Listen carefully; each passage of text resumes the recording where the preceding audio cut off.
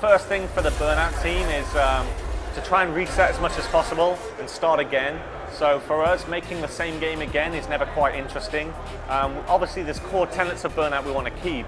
So again, really good control, how the car feels, how the car will slide. But other than that, we just try to push ourselves and challenge ourselves to create as much new gameplay as we can. So we tried to do that with all the Burnout games. I mean, it was never our intention to make a series.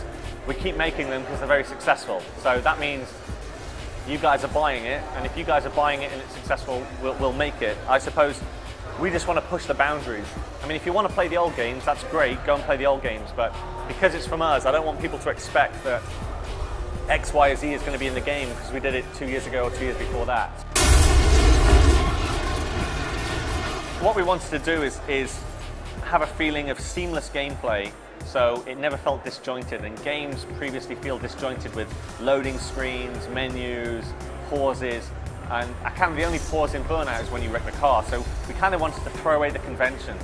We think racing's gotten a bit serious and a bit heavy, and that's good. I like heavy simulation games myself, but what we wanted to do is create a game that was very free and very open, and it was kind of your Burnout however way you wanted to play it.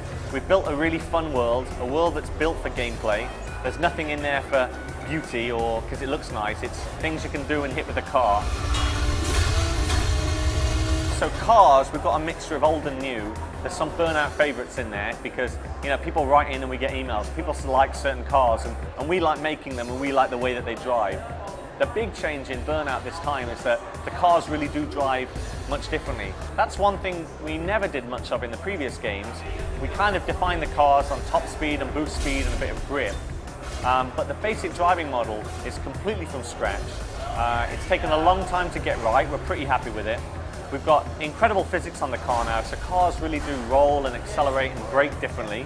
And also the way they crash, each car is hand-built, hand-bespokely boned for crashing. And this time, next generation to us, one of the things that stood out for us is physics. So this time, how you wreck the car can be different, and we can really bend and twist and compress the car like we've never done before. So making crashes that made you go wow and showing you something you've never seen before, that was the intention with crashes on PlayStation 3, because I knew in my mind, since the hardware was announced, and the same with Xbox, I know in my mind what a next generation Burnout should be, and so did the guys on our team. So it was about how close to that can we get to? Where did we reach the bar and where can we go further? So really compressing the car, the monocoque deformation, that's what we set out to really work on. We wanted players to mess around in cars. You can have 7 players together in the world, and really we've tried to put some simple scoring in there so 7 players can drive, and you can drive around and have fun. And we're comparing who did what. So in this free burning experience, there's no limits. You can do whatever you want. You can do jumps, you can explore the world, you can do shortcuts, you can create races, you can pick the start and pick the end. You've never been able to do that in Burnout before. You've had to race on the tracks we've made. So now, the player at home is really the game creator.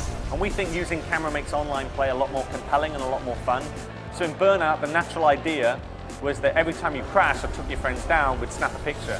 So you kind of get to see, your friends get to see you kind of saluting that you've taken them down, and you get to see them kind of crying. And it's just another way for the player to express themselves.